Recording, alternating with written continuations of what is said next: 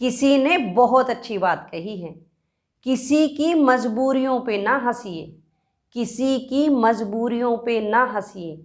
मजबूरियां कोई खरीद कर नहीं लाता, मजबूरियां कोई खरीद कर नहीं लाता।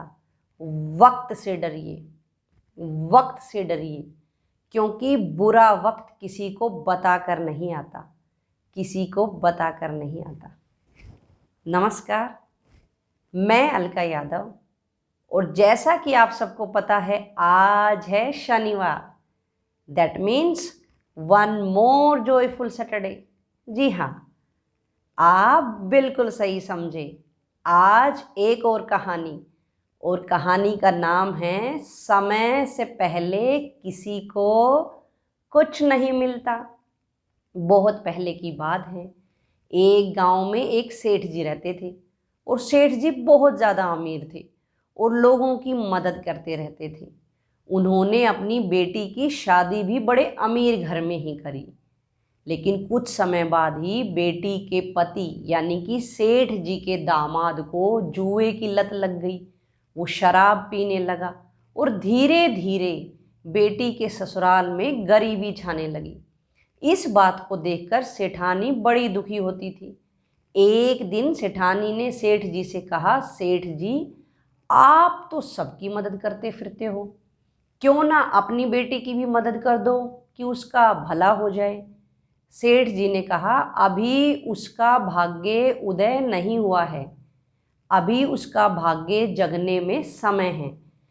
जब उसका भाग्य जगेगा तो सब उसकी मदद के लिए तैयार हो जाएंगे, और उस समय उसको किसी की मदद की आवश्यकता भी नहीं होगी। तो अभी तुम उसकी चिंता मत करो, सब कुछ समय पर छोड़ दो।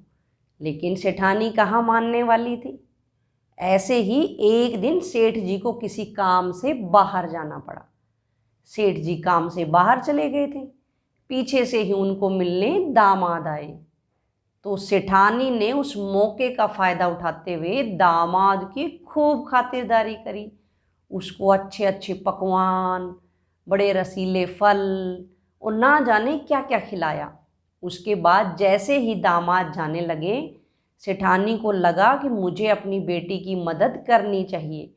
सेठानी ने क्या किया, लड्डुओं के बीच में अशर्फियाँ छुपा दी और दामाद को दे दिया। उसके बाद दामाद जैसे ही लेकर उसको घर से चलने लगा, दामाद को लगा इतना भारी इसमें क्या डाल दिया है।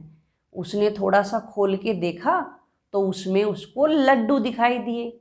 दामाद ने सोचा, सिर्फ लड्डू ही तो हैं, इनका इतना भारी वजन उठाकर मैं घर तक कैसे जाऊंगा।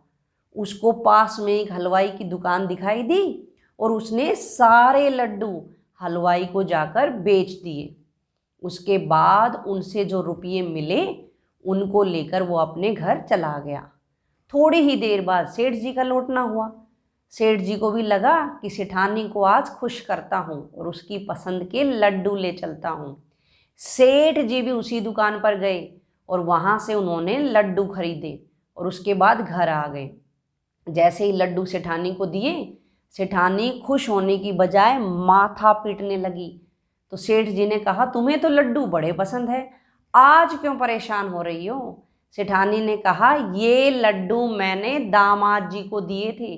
और सेठ जी को पूरी कहानी बताई कि किस तरह से पीछे से दामाद जी आए, मैंने उनकी खातिरदारी करी और उनको लड्डू दिए और उसमें कुछ अशर्फियाँ भी छुपाकर मैंने अपनी बेटी के लिए दे दी, और ये लड्डू आपके पास इस तरह से आ गए।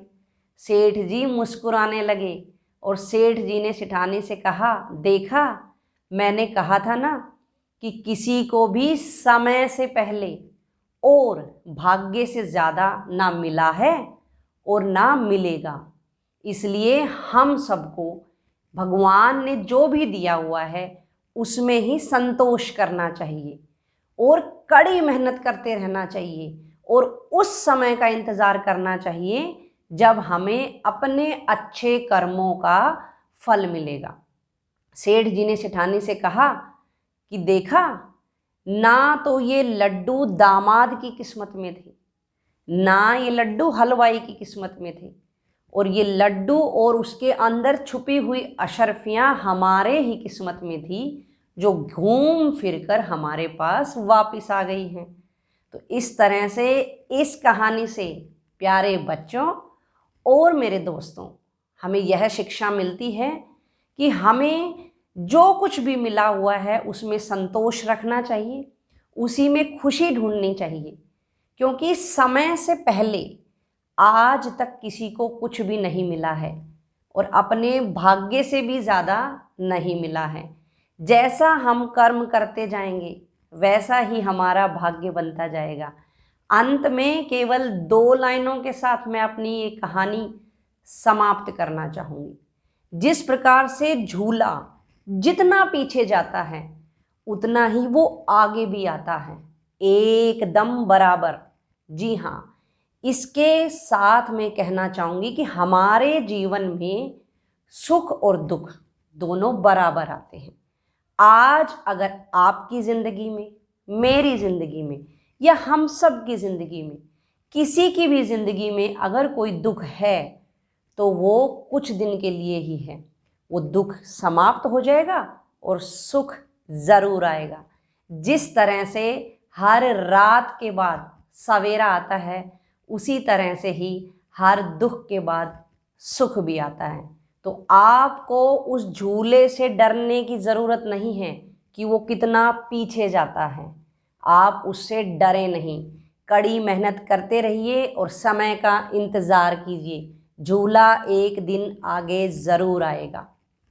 तो आप मेरे साथ बने रहिए। और हाँ, अगर कहानी अच्छी लगती है तो एक लाइक तो बनता है। और अगर आप लोग मेरे चैनल पे भी मुझे देखना चाहते हैं तो आप मुझे मेरे YouTube चैनल पर भी देख सकते हैं। हर शनिवार को मैं आप लोगों के लिए ऐसे ही एक मोटिवेशनल कहानी लाती रहूँगी। तो आप मुझे मोटिवेट कीजिए अपने एक लाइक से, मैं आपको मोटिवेट करूँगी अपनी एक कहानी से। तब तक के लिए खुश रहिए, सुरक्षित रहिए, मिलकर रहिए। नमस्कार।